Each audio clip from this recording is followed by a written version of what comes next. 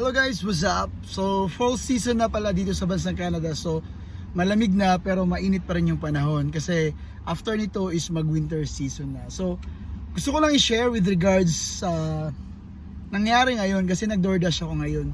Supposedly, yung delivery ko kasi is 2.3 kilometers kasi may order ako na nakuha galing sa Starbucks. Yan. Alam mo naman na yung Starbucks is mahal talaga yan sa Pilipinas.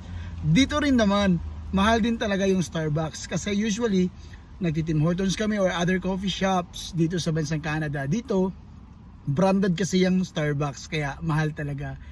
Pero yung nangyari, may natanggap kasi ako na order, $8 yung payment niya. So 2.3 kilometers yung from Starbucks down sa bahay nila. Kasi ano yan kumbaga kwintada ng kilometro kung saan ka galing. Example, dito ako sa Dollarama, papunta ako sa Starbucks, and then from Starbucks papunta sa bahay nila is 2.3 kilometers.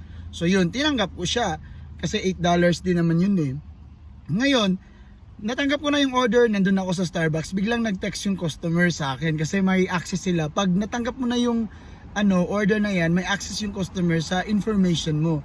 So sa apps na yun, makikita nila kung sino yung magdi-deliver at yun, ilang kilometro or ilang minutes darating sa kanila yung possible na order nila. So ngayon, biglang nag-text siya sa akin na deliver ko siya sa Northeast. Well, in fact, yung distance nun is mula sa store, kasi doon ko natanggap, 7.7 kilometers. So ngayon, yung ginawa ko, tinawagan ko yung call center ng DoorDash. Usually yung call center ng DoorDash is mga Filipino, mga Indians. So usually yung nakakausap ko is mga Filipino So tinawagan ko na hihingi ako kasi yung rate kasi ng kilometer dito is $1 per kilometer. So sa $8 na yun, sa 2 kilometers, 2.3, so may 5 kilometers na dapat magdagdag sa akin. So from $8, magiging $13 yung makukuha ko. Yun yung pinapadagdag ko. Ngayon, tumawag yung customer service dun sa owner kung magdadagdag ba siya or i-cancel niya. Pero yung product is na sa akin na. So, yung sagot ng customer, hindi na lang daw, di na siya magdadagdag, i-cancel na lang niya. So, ayusin na lang niya yung app niya. So, ngayon yung nangyari, nasa akin na yung mga product.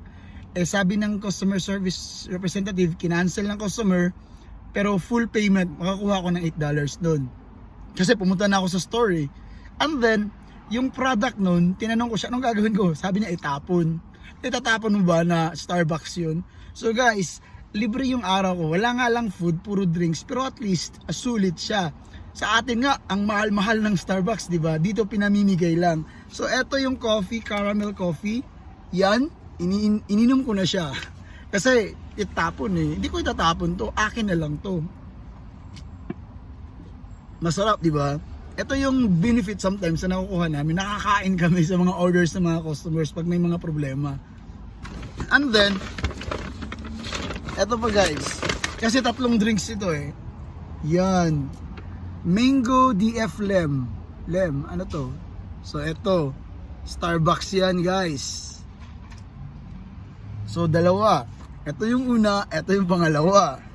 Iinumin ko to kasi mamaya after work, at least may juice na ako. And then may isa pa. Di lang yan. Di lang 2, kundi 3. Ito is Lime Cup Caramel Ice Coffee. Di ba? Starbucks. Yan.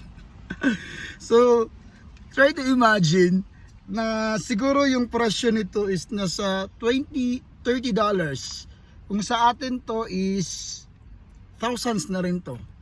Kasi kung i-convert naman natin. No, I didn't know. Try to ask other person there. Guys, yun pala dito, marami kasing mga homeless dito na lumalapit sa iyo. Ang daming homeless din dito sa Canada. So homeless yun. Tatanong sa akin.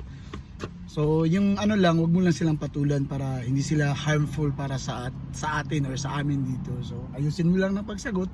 Kasi minsan humihingi din yan sila ng humihingi din yan sila ng pera. And then usually yung mga nagiging homeless dito is yung mga nasisiraan ng bait. Yun yung usually. And then marami din mga Filipino na naging homeless dito. So, yun guys. Yun lang. I'm happy kasi nakapag-Starbucks ako ng libre. So, yun. Yun lang muna, sinishare ko lang at least may idea kayo in case darating sa punto na magdo-DoorDash din kayo dito. Until next time guys, have a great day everyone. Paalam!